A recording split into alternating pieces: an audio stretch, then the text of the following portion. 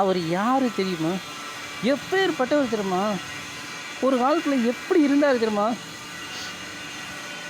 அவர் இந்த ஏரியாவுக்கு வந்தார்னா இந்த ஏரியாவே அவரை கையெடுத்து கும்பிடும் தெரியுமா? ராஜ வாழ்க்கை வாழ்ந்தார்.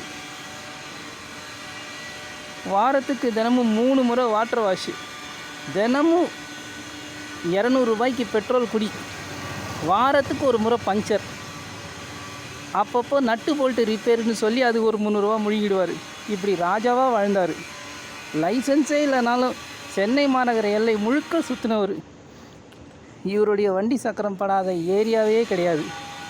அப்படிப்பட்டவர் இன்றைக்கி எப்படி இருக்கிறாரு பாருங்க. கவலைப்படாதீங்க, கொஞ்ச நாள் தான் பொறுத்துக்கோங்க.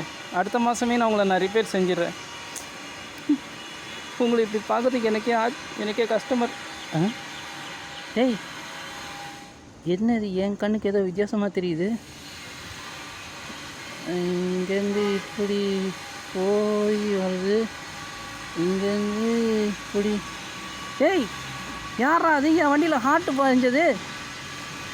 டேய், இதுனா இது? டேய், அம்புக்குறியில் வரைஞ்சி வச்சுருக்கீங்க.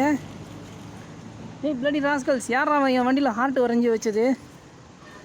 ஐயோ, ஏன்னா 10 நாளாக வண்டி வாசல் நிறுத்தி வச்சுருந்தேன், காசு இல்லாமல் இல்லைன்னு வருத்தப்பட்டேன். அது இப்படியாடா? எவன்டா அது என் வண்டியில் இப்படி ஹார்ட்டு வரைஞ்சது?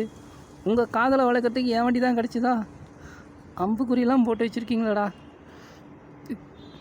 முருகாந்தமாக இருக்குமா?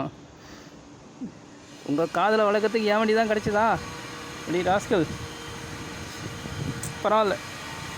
நான் கூட என் வண்டியில் ஹார்ட்டு வரைஞ்சதில்லை, இதயத்தை வரைஞ்சி அம்புக்குறியெல்லாம் போட்டு வச்சுட்டீங்க. நல்லா இருங்கடா, நல்லா இருங்க.